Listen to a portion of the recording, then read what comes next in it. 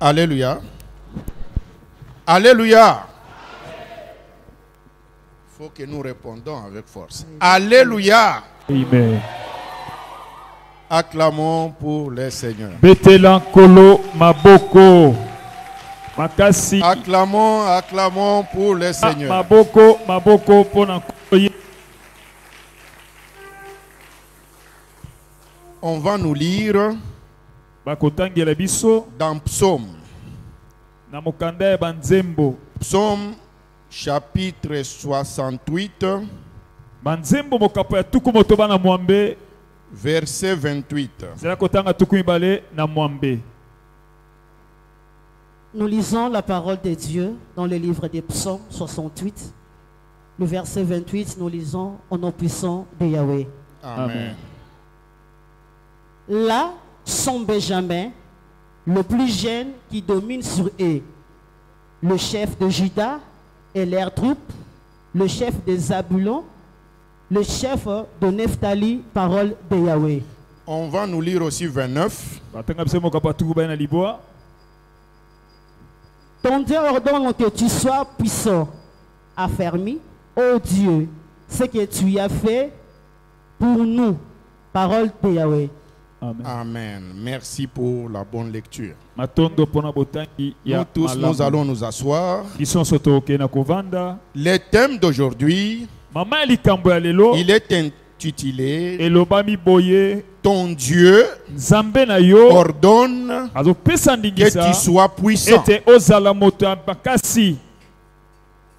Ton Dieu ordonne que tu sois puissant.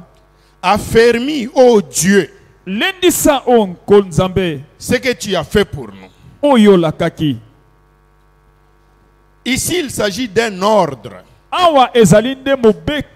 C'est-à-dire, le Seigneur lui-même, il trouve qu'il est avantageux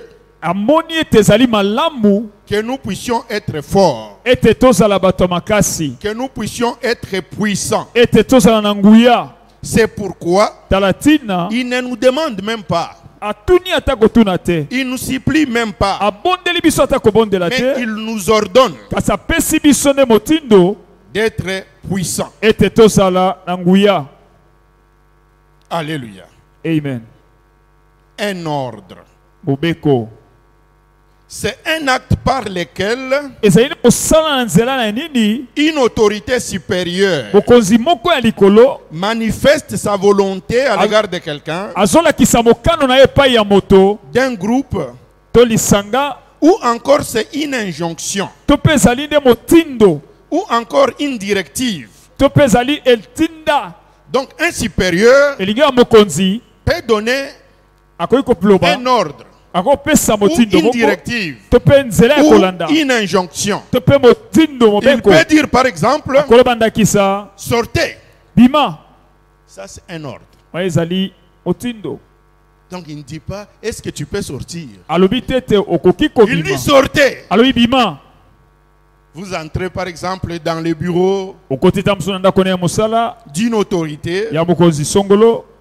Elle peut dire, attendez, sortez, revenez demain. Là, ça ne se discute même pas. Ça, ce sont les ordres. Mais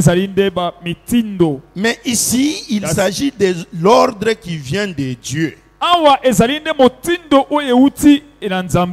Dieu nous a créés.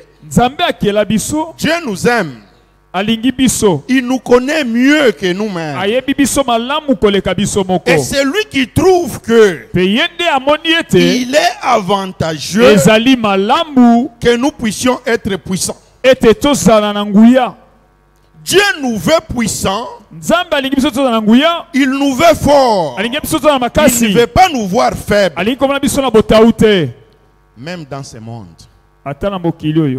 les faibles souffrent souvent. Que ce soit physiquement et parfois spirituel. Dans ce monde visible ici, la faiblesse, ce n'est pas une bonne chose. Quand quelqu'un est puissant, les gens réalisent vraiment sa puissance, vous verrez que naturellement les gens ont tendance à les respecter.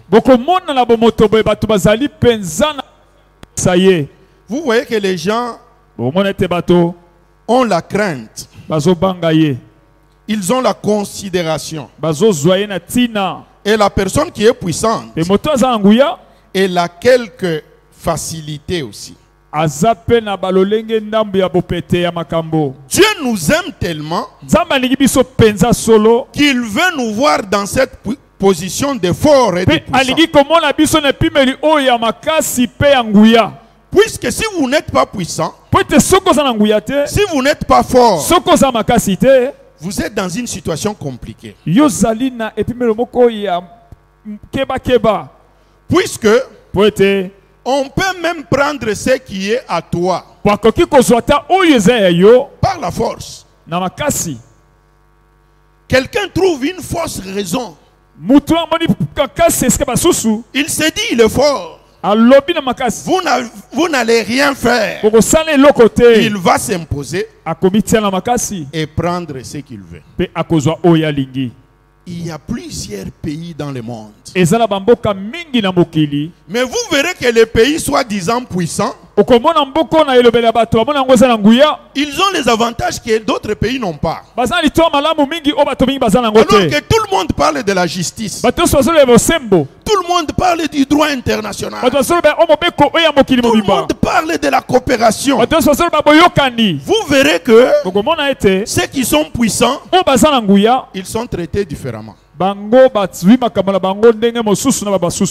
quand vous allez à l'ONU, on vous dira que ça, ce pays ici, c'est la Chine. L'autre c'est la Russie. Celui-ci c'est la France. Ça ce sont les États-Unis. Ça c'est le Royaume-Uni. Bon, ces pays ont leur donne le droit de veto. Et ils peuvent s'opposer. Mais vous ne pouvez pas vous opposer. Parce qu'ils sont puissants. Alléluia. Amen.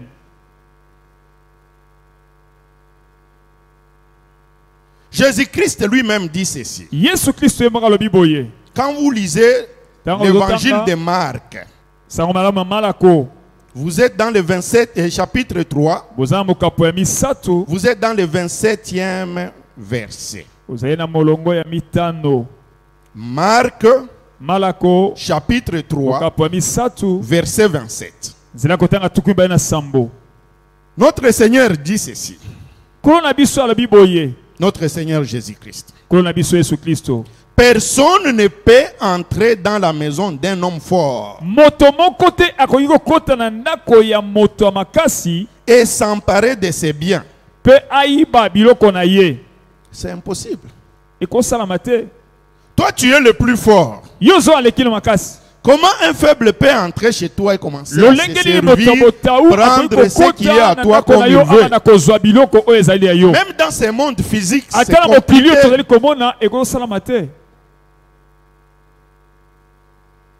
Pour que cela se fasse, le Seigneur dit ceci.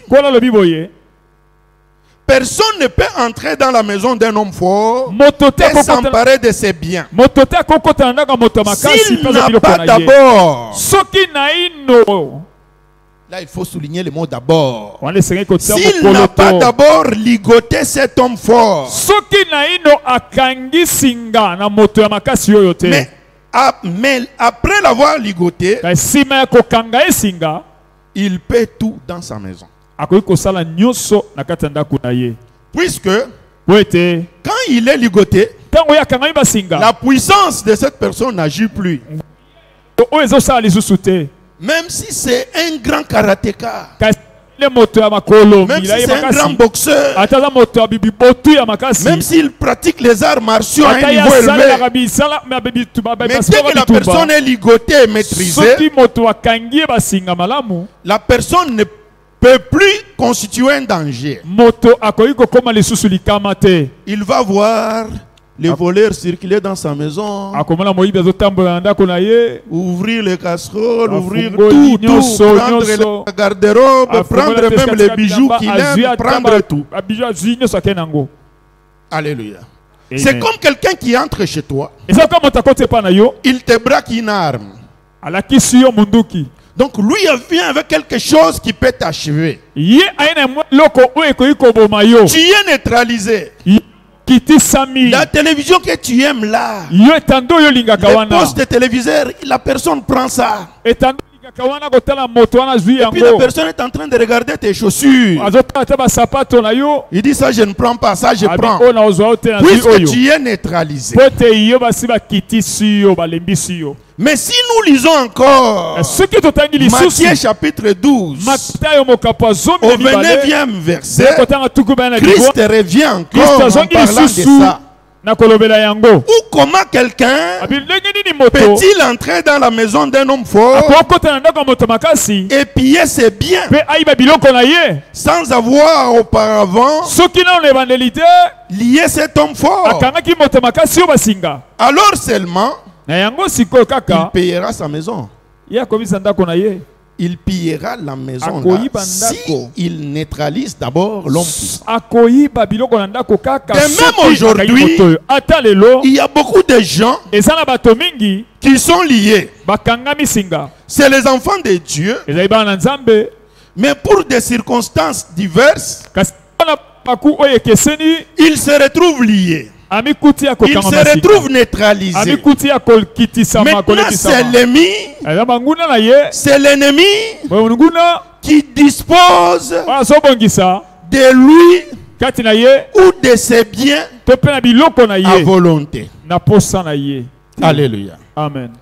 Une fois, Jésus-Christ était entré dans une synagogue.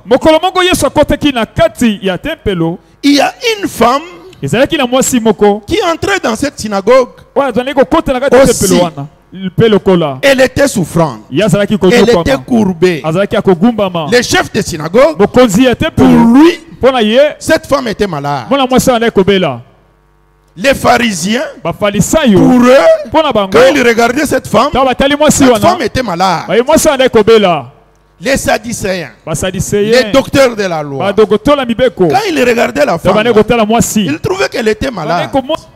C'était une maladie normale d'après eux. Que ce soit les gens qui entraient ensemble avec elle, que ce soit les scribes, tous ces gens-là, ils trouvaient que cette maladie-là, c'était une maladie normale. Mais lorsque Christ voit cette femme-là, c'était le jour de sabbat, Christ dit non, je dois la délier. Puisque Christ l'avait guéri. Et ça causait un grand problème. La discussion. Puisque les docteurs de la loi et tous ces gens-là, pour eux le sabbat devait être respecté. Alléluia. Amen. C'est pourquoi Christ dit ceci. Et cette femme qui est une fille d'Abraham et que Satan tenait liée depuis 18 ans. Elle était liée. Il y a aussi des gens qui sont liés. Il y a les gens qui sont liés dans le chômage. Et ils trouvent que c'est normal. C'est difficile de trouver l'emploi dans ce pays. Non, tu ne sais pas. Peut-être que tu es lié. Peut-être qu'on t'a neutralisé. Pourquoi Christ? Il dit d'abord par dire femme. Et puis il va finir par dire fille. Il commence d'abord. Et cette femme. Là c'est dans Luc chapitre 13. Verset 16.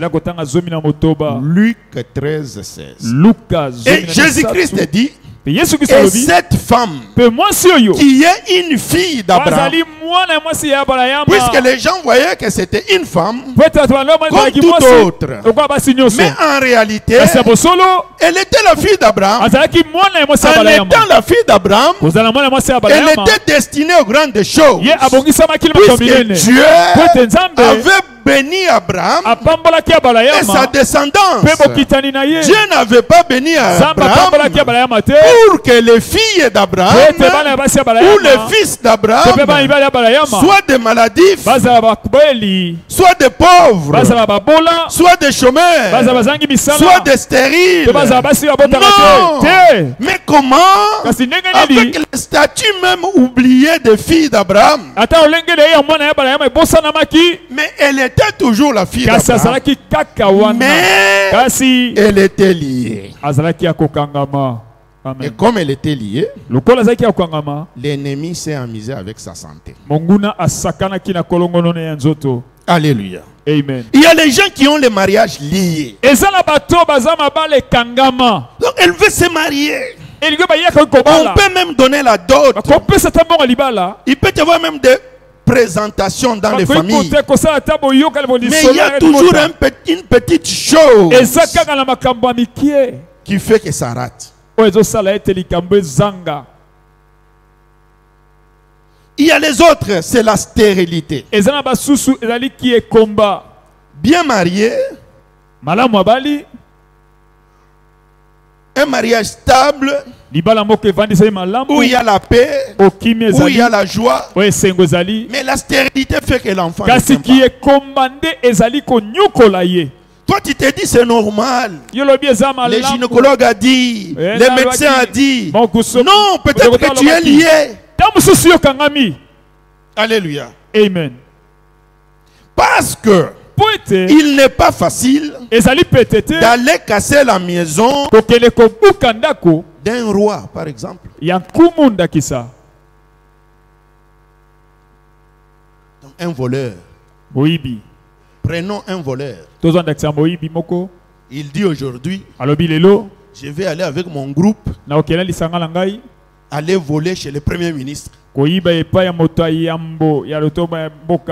un boulot. Il y a la garde. Il y a les alarmes. Les renforts peuvent venir vite. Même les voleurs dans sa programmation, il sait où aller ou n'est pas aller. Même si on lui dit que dans la maison du ministre de la Défense, il y a l'or, il va réfléchir 2 fois avant d'y aller. Mais si c'est pour un faible, on dit il y a quelqu'un, il n'a même pas de clôture, il n'a même pas de chien méchant, des chiens de race, et puis il n'a même pas le courant, mais on lui a envoyé un gros diamant, et que demain il va donner à son oncle qui voyage. Cette personne-là doit faire attention, puisqu'elle est faible. Elle court un grand danger, puisque les voleurs potentiels vont faire aussi l'enquête. Les soucis à Théo, il dit c'est très loin. Et le courant, il n'y a pas. Et sa maison, il dit non, les portes c'est en bois. Est-ce que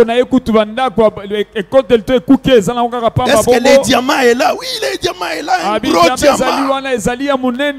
Le monsieur là, il est vraiment en danger. C'est pourquoi Dieu, il nous a bénis. Il nous a donné de bonnes choses. Il ne faut pas que nous soyons faibles. Nous devons être forts. Nous devons être puissants. Alléluia. Amen. Car il n'est pas facile à un brigand d'aller opérer chez un homme fort, où il doit s'arranger pour avoir une force supérieure.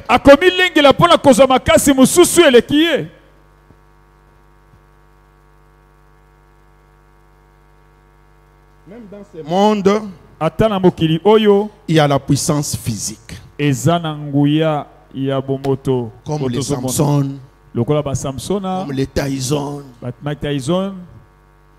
comme les Bakolé. Donc il y a des gens très forts. Ça c'est la force physique. Les gens ne vont pas permettre qu'il y ait même un combat sans qu'il y ait catégorie. Un monsieur qui a par exemple 50 kilos.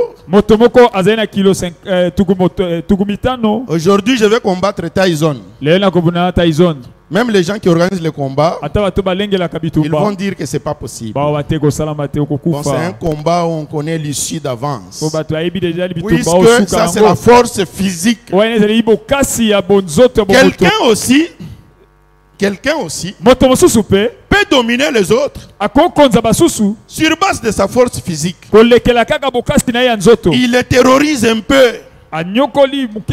Bon, pour ceux qui ont fait les écoles primaires, secondaires, ils savent. Dans la salle, il y a un peu un enfant qui est un peu costaud. Il peut dire, ta maman t'a donné 3 beignets, donne-moi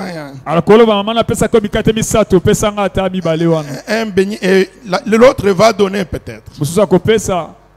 Mais l'effort là, les faibles ne va pas dire, toi aussi on t'a donné 2 pains, donne-les-moi. Lui-même va se dire, non, là on ne touche pas. Dans le spirituel aussi, tu peux trouver une femme ou un homme maigre, villageois, mal nourri, même fameux dans la famille. Non, c'est la grande sorcière de la famille. Tu vois que les gens ont peur d'elle. Physiquement comme ça, les gens peuvent la taper. Mais quand elle arrive à un lieu, il y a même ceux qui fuient. Même quand il arrive à la fête, est-ce qu'il m'a vu? Non, il ne m'a pas vu. Quelqu'un sort et part. Alors pourquoi les gens auront tendance à fuir cette personne? Puisque spirituellement, elle est puissante. Même si sa puissance, elle l'utilise dans le mal. Les gens disent peut-être qu'elle m'a oublié. Quand elle va me voir, on ne sait jamais comment elle peut réagir. Que ce soit physiquement, que ce soit spirituellement. Vous voyez que la faiblesse, ce n'est pas une bonne chose. Maintenant, la personne doit savoir d'où vient sa puissance. Cette femme-là qui fait trembler toute la famille, ou cet homme-là qui fait trembler toute la famille, parce qu'elle est soupçonnée, ou réellement elle est sorcière ou magicienne, ou mystique, ou occulte, on ne sait pas. C'est ce qui est en elle là qui fait que les gens ont peur d'elle.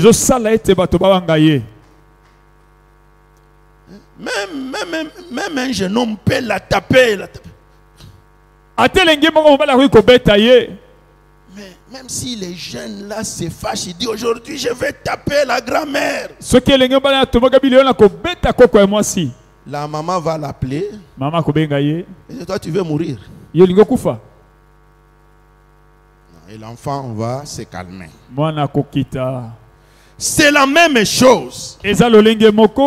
Vous construisez une grande maison. Vous installez une machine qui utilise beaucoup de courant. Et le courant est dangereux. Si vous touchez au courant, vous allez mourir. Quelqu'un s'est dit non. Ici, c'est une entreprise. Ici, ce n'est même pas la basse tension. Ici, c'est la moyenne et haute tension. Si je touche, je suis parti. Mais supposons que cette usine-là ou cet hangar est relié au barrage d'Inga. Siko tokanisa nanu ete ndako wana yango ezali ko singalango eke kino na esika wa pilotili ke bimaka na Inga. Et si on vous dit que il y a un problème à Inga et que le courant est coupé, mais tu peux entrer même dans la cabine, tu touches partout, non? Tu ne vas pas dire non, c'est la cabine, c'est la cabine. La cabine est dangereuse parce qu'il y a le courant. Mais s'il n'y a plus de courant, ça devient comme les fils, les tôles, les fers que tu peux toucher. Ce qui donne la puissance, c'est le courant. Nous aussi, nous devons savoir la puissance vient d'où. Puisque c'est lui qui nous donne la puissance, c'est celui qui nous ordonne. Soyez forts. C'est lui qui donne le courant.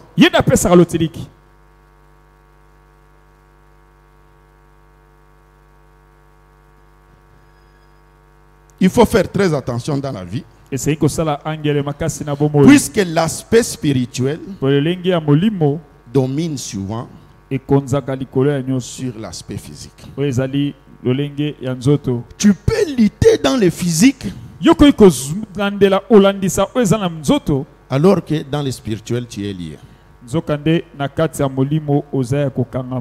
Les médecins vont prescrire beaucoup d'ordonnances. Les pharmaciens auront l'argent. Les médecins lui-même, tu ne le vois pas gratuitement, tu payes la consultation. Mais tu ne guéris pas. Tu changes même si tu changes 20 médecins, les 20 médecins là, tu vas les payer. Et puis les 20 médecins là vont poser les actes. Et ces actes-là vont vous amener à dépenser. Supposons que celui qui te lie est fort. Donc c'est peine perdue. C'est peine perdue. Il y a beaucoup de cas comme ça dans la vie. Une maladie, un chômage, manque de réussite, manque de succès, manque de progrès, manque de promotion. Ce n'est pas juste ce que nous voyons. Il y a aussi ce que nous ne voyons pas. C'était la même chose avec cette femme-là. Mais Christ, l'effort, c'est lui qui voit tout. Il avait vu que non, il faut que je la délie. Il a délié cette femme-là. Même s'il y avait les discussions, mais la femme était sauvée. Puisqu'elle était déliée.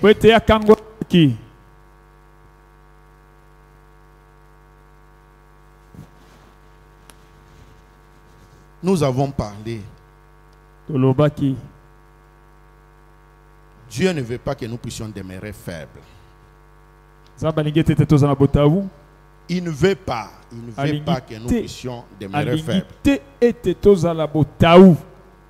Puisque si vous demeurez toujours faible, vous êtes à la merci de ceux qui se disent forts. C'est pas dire que les causes,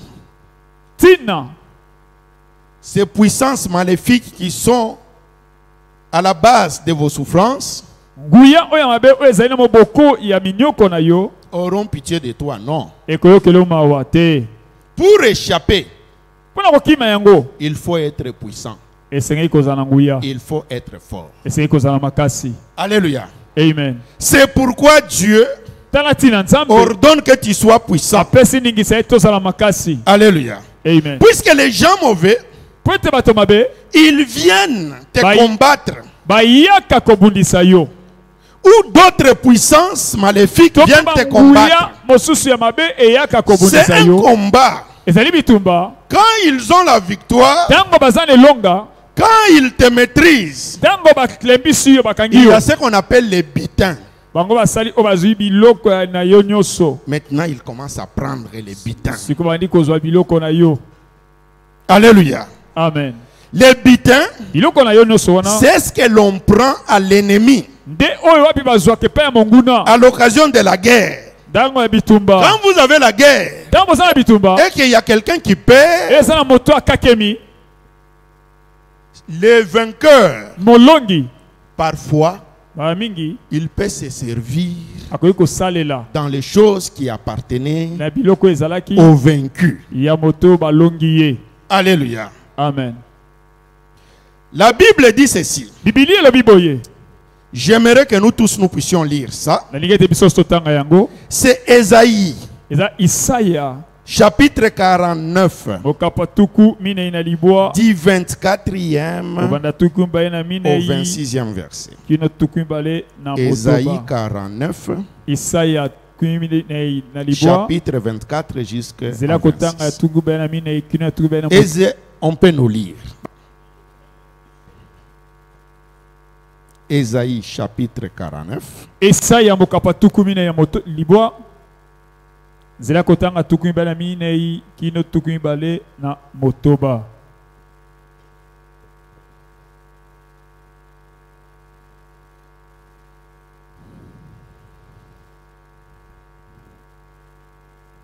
Nous lisons la Bible dans le livre d'Ésaïe 49, le verset 24 jusqu'à 26. Jusqu'à 26. Nous lisons au nom puissant de Yahweh. Amen. Le butin du puissant lui sera-t-il enlevé? Et la capture faite par le juste échappera-t-elle? Oui, dit l'Éternel, la capture du puissant lui sera enlevée et le butin du tyran lui échappera.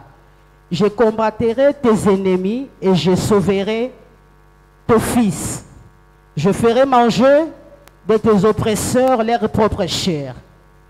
Et j'envisagerai de leur sang comme du mout.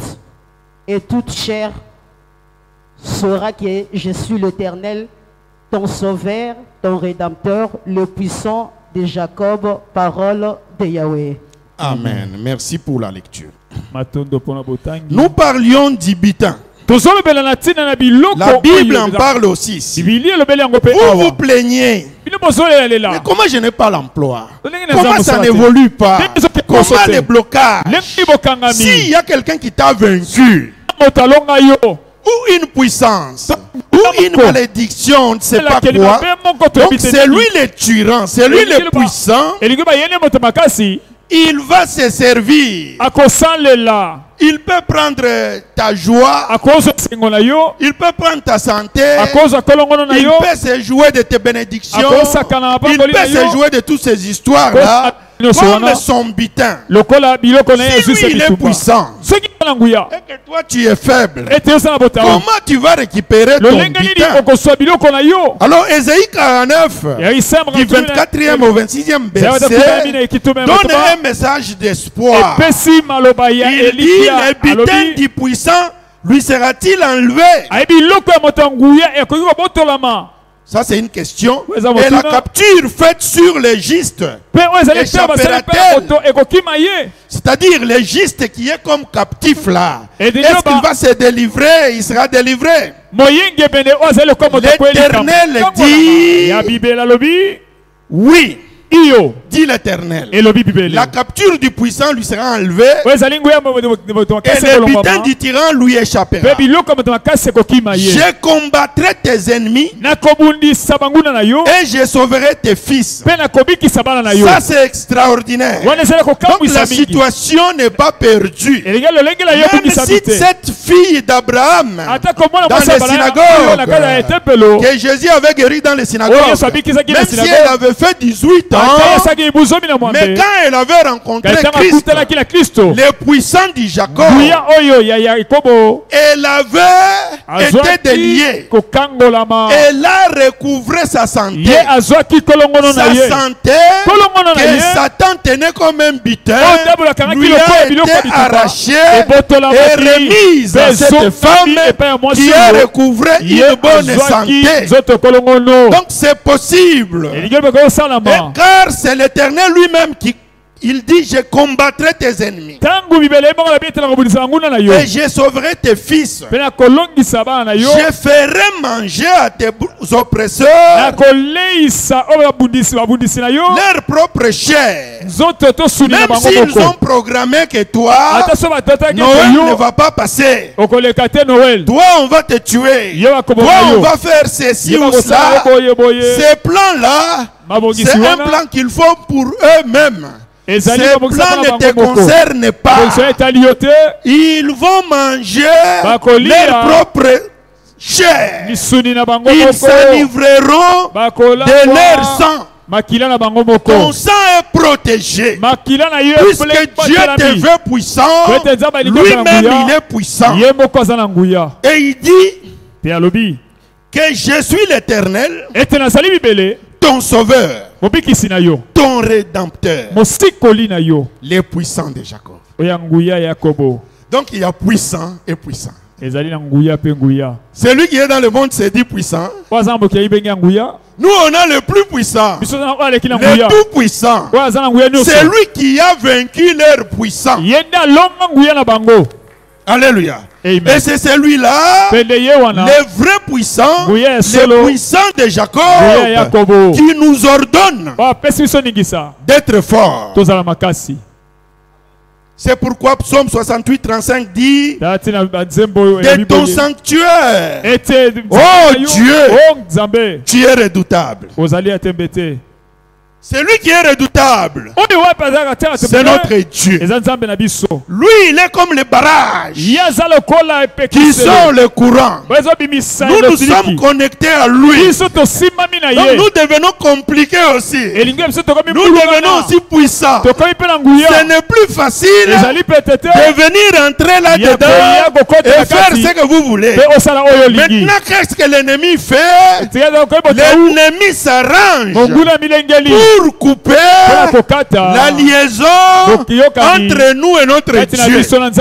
Puisque l'ennemi sait que tant que nous sommes liés à lui, impossible que l'ennemi puisse gagner. C'est comme quelqu'un, il dit là c'est dans la cabine, je veux aller y faire ce que je veux. Mais pour que la personne soit à l'aise, elle doit d'abord couper le courant ou couper les câbles. Quand la personne a coupé les câbles, elle peut maintenant entrer là-bas, faire quelque chose.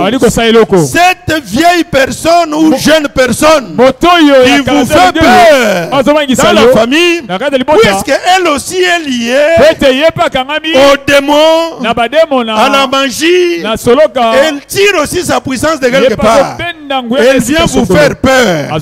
Mais votre puissance vient de Dieu. Votre puissance vient de Jésus-Christ. Donc c'est une puissance qui est au-dessus de tout. Car il est dit de ton sanctuaire, oh Dieu, tu es redoutable. Le Dieu d'Israël donne à son peuple la force et la puissance. J'aime bien ces versets. Psaume 68, 35. Psaume 68, 35. Ça finit par dire, c'est Dieu qui donne à son peuple la force et la puissance. Et le psalmiste dit, béni soit Dieu. Donc il réalise que Dieu est bon. C'est lui qui nous connecte à la puissance. Notre puissance est directement liée à notre Dieu, est directement liée à Jésus-Christ. Notre puissance, sans lui, il n'y a rien. L'Éternel donne la force à son peuple. L'Éternel bénit son peuple et il les rend heureux. extraordinaire. Nous tous, nous sommes ici ce matin parce que nous sommes chrétiens. Nous sommes ici parce que nous aimons notre Dieu. C'est lui qui nous a sauvés. C'est lui le puissant. Et lui ordonne que nous soyons forts. C'est dire, attachez-vous seulement à moi. Suivez mes préceptes. Et c'est tout. Jean 15, verset 5. Il dit, je suis la vigne. Vous êtes les rameaux. Vous avez la vigne et les rameaux. C'est lui qui demeure uni à moi et à qui je suis uni porte beaucoup de fruits. Car vous ne pouvez rien sans moi. Alléluia. Le secret est là. Le psalmiste le répète plusieurs fois. Il dit notre puissance c'est Dieu. Notre force c'est Dieu. Ici Jésus-Christ lui-même dit, moi je suis la vigne. Et la vigne a les rameaux.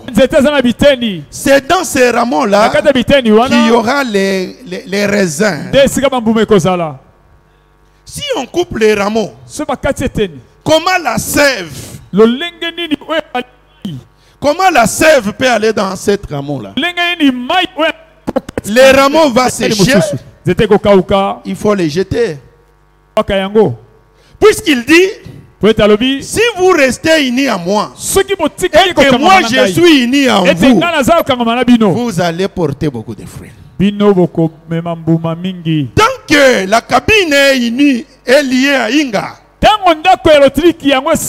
Inga est lié à la cabine, personne ne sait aller jouer là-bas. Il sait que là il y a 15 000 volts, il y a 6 600 volts. Là on ne blague pas.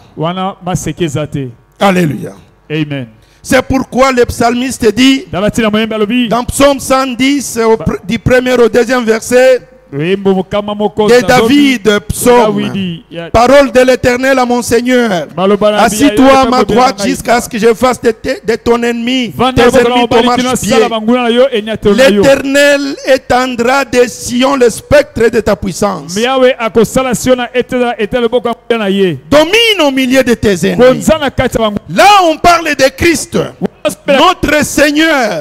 C'est lui qui nous donne la puissance. Dieu a voulu que lui puisse être le dépositaire de la puissance.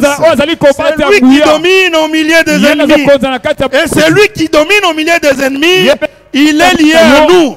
À partir d'aujourd'hui, ce que vous devez vous préoccuper beaucoup plus, c'est être puissant. Et être puissant, c'est demeurer en Dieu. Être puissant, c'est lui être obéissant. Être puissant, c'est prier. Être puissant, c'est comprendre sa parole. Être lié à lui, c'est ce qui importe beaucoup plus. Ce n'est plus aller faire une réunion sur la sorcellerie ou la magie de X ou Y. Puisque ces histoires, c'est rien. Ça ne peut rien faire au-devant de vous. Alléluia. Amen. Alléluia. Il est puissant vraiment. Il est puissant vraiment. Notre puissance dépend de lui. Notre puissance dépend de lui. Sans lui, nous ne pouvons rien faire. Il commence. On a commencé avec un ordre. L'ordre avec lequel nous avons commencé, c'était ton Dieu ordonne que tu sois fort. Il ordonne que tu sois puissant. Nous terminons aussi avec Psaume 110 au deuxième verset. Quand il dit l'Éternel étendra des sillons, le spectre de ta puissance domine au milieu de tes ennemis. Ça c'est un ordre. Il dit est-ce que tu peux dominer? Non, c'est domine au milieu de tes ennemis. C'est un ordre. Il a ordonné que tu sois fort. Il ordonne aussi que tu domines au milieu de tes ennemis. Quand tu es fort, tu t'imposes. Quand tu es fort, quelqu'un est lié, tu pries, tu délivres. Quelqu'un peut faire sa magie. Je ne sais où. Tu mets tes genoux à terre. Tu pries ton Dieu. La puissance descend. Et tu ouvres. Même là où c'était fermé. Dieu. Amen. Notre Dieu qui nous aime tant, qui nous a habillés de cette puissance, c'est lui qui nous a habillés de cette puissance qui descend d'en haut, cet esprit au-dedans de nous, cet esprit qui nous connecte à lui, qui fait comme si c'est le câble qui met Inga et nous là en contact. Même si tu ne sais pas bien prier, l'esprit arrange ça. Donc c'est un esprit de puissance. C'est pas un esprit de timidité. Puisque toi-même tu es puissant. Aujourd'hui, tout ce qu'il faut retenir est que ton Dieu ordonne que tu sois puissant. Que Dieu vous bénisse. Beta maboko makasi. Beta maboko makasi. Papa nzamba pambola yo.